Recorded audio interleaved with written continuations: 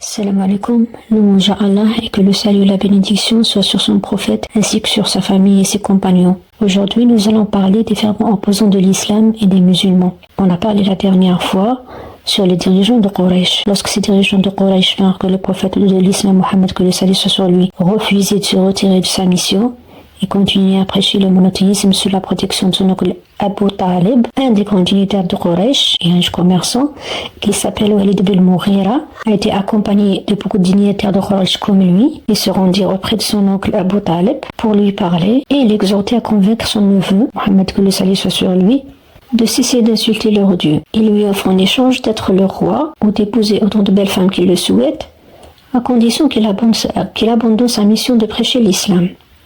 Mais le prophète Mohammed, que le salut soit sur lui, a bien sûr refusé. Aussi, il lui a proposé une offre que Abu Talib a refusée. C'est quoi cette offre? C'est l'échange proposé par la même délégation de Quraysh, l'échange entre Omara, le jeune homme le plus fort et le plus beau des Qurayshites, contre son neveu, le neveu d'Abu Talib, donc le prophète Mohammed, que le salut soit sur lui, qui s'est opposé à sa religion et à la religion de ses pères. Nous sommes maintenant alors dans la 3e ou 4e année de la naissance de l'islam. Un jour, pendant que le prophète Mohammed récitait le Coran dans l'espoir de convaincre ce Walid ibn Mughira, de convaincre d'épouser la nouvelle religion, alors qu'il a été âgé de 80 ans, Walid ibn Mughira, il était en train d'écouter. Et comme il était lui-même un poète, Walid ibn Mughira, comme si elle a été un peu touchée. Il a dit, vraiment, ces paroles ont une douceur, elles brillent d'une splendeur particulière. Et elle a dit aussi, par Allah, ce Coran possède une douceur et une splendeur qui lui sont propres. Tel un arbre aux nombreux fruits, son sommet fructueux et son bail abondant. Ce n'est pas le discours d'un humain. Donc Abu Jahl a eu vent de cet incident, que Ibn Walid ibn Mughira a été influencé par le Coran. Quand ils se sont rencontrés, Abu Jahl a dit à Al-Walid ibn Mughira, oh oncle, mon oncle, ton peuple veut te réunir de l'argent, ils veulent t'offrir des biens. Walid ibn Mughira a dit pourquoi? Abu Jahl a répondu, quand tu étais avec le prophète Mohammed, et on a peur que tu sois influencé par ses paroles. Walid était étonné, car il était l'un des plus riches et plus généreux commerçants de Quraysh. Abu Jahl a dit, alors prononce quelques paroles sur lui, de façon que tu infirmes ce que les Qurayshites pensent de toi. C'est-à-dire que ton hostilité par rapport au prophète Mohammed, que le salut soit sur lui, a diminué. Ça veut dire qu'il le conseilla.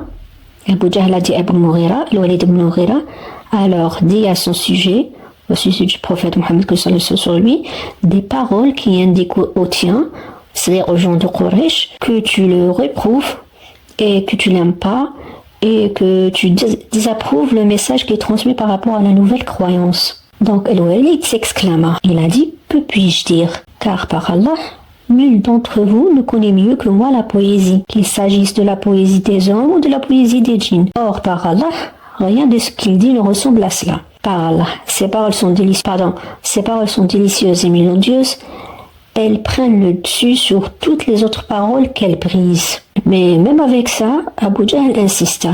Il a dit, les tiens, c'est-à-dire les gens de Quraysh, ton clan ou ta famille ne seront satisfaits de toi que lorsque tu diras du mal de lui, à condition qu'il dira du mal du prophète Mohammed, que le salut soit sur lui. Al-Walid répondit, laisse-moi réfléchir à ce que je vais dire sur lui. Après avoir réfléchi, il dit, ceci n'est que magie apprise, qu'un autre lui enseigne. C'est-à-dire, il y a un magicien qui l'a initié à la magie. Du coup, il arrive à parler comme ça. Par conséquent, Allah a révélé ces versets sur le prophète Mohammed, que le salut soit sur lui, concernant Al-Walid ibn Mughira, dans Surat Al-Mudaththir.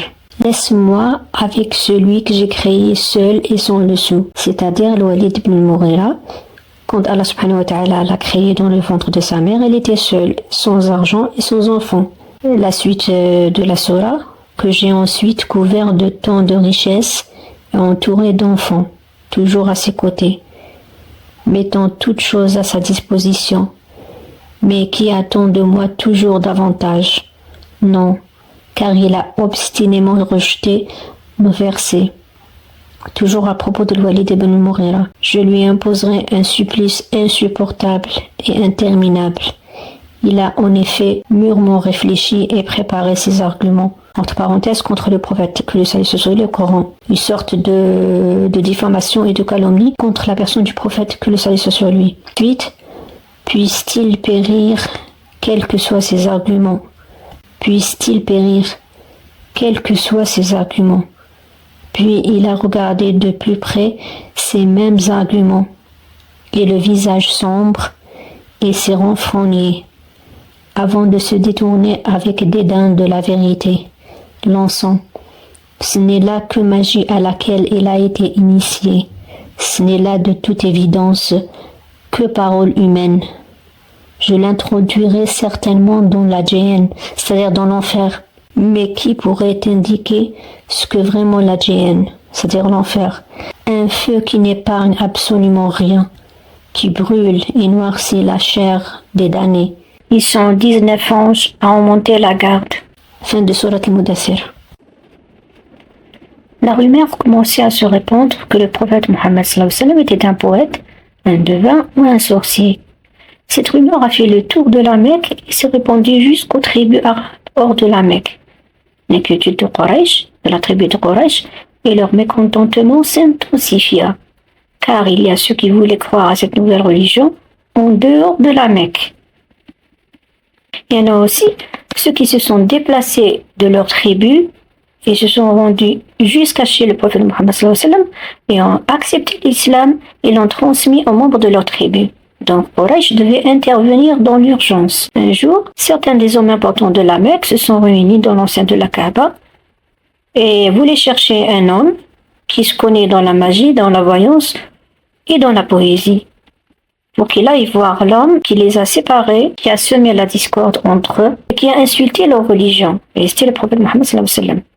Donc ils voulaient un homme qui se connaît dans la poésie et dans la magie, la voyance. Donc ils ont dit, il n'y a pas mieux que Utba ibn Rabi'a.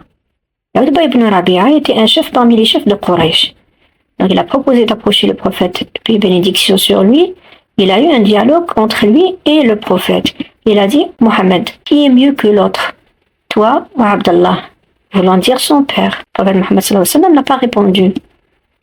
Il a répété, oh Mohammed, qui mieux que l'autre, toi ou Abd al-Muttalib, voulant dire son grand-père. Utba ibn Rabi'a reprend, si tu crois qu'ils sont mieux que toi, pourquoi tu insultes les divinités qu'ils ont adorées?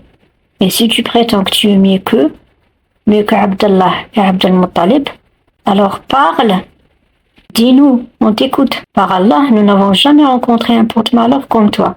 Tu as semé la séparation entre nous. Tu as insulté notre religion. Tous les Arabes parlent de Quraysh. Il y a parmi nous un sorcier, un devin, un mage, pour que cette discorde éclate.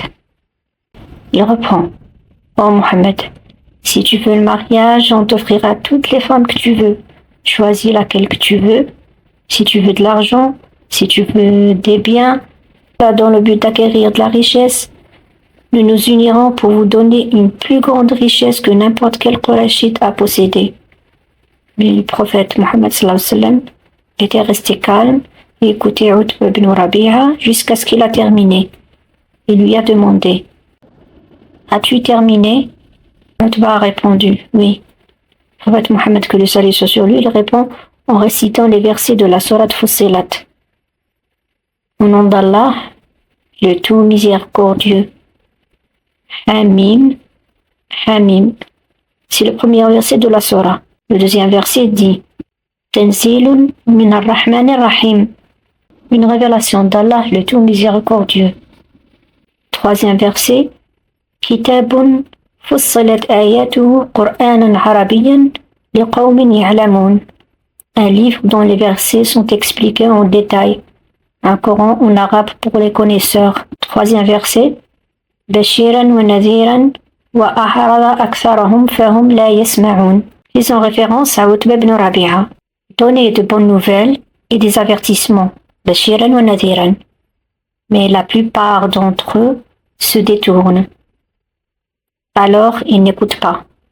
Wa qalu qulubuna fi akinnatin mimma tad'una ilayhi wa fi adhanina waqrun wa min baynina wa baynika hijabun wa'mal innana 'amilun. Et ils disent, nos cœurs sont sous des couvertures. écran de ce à quoi vous nous invitez.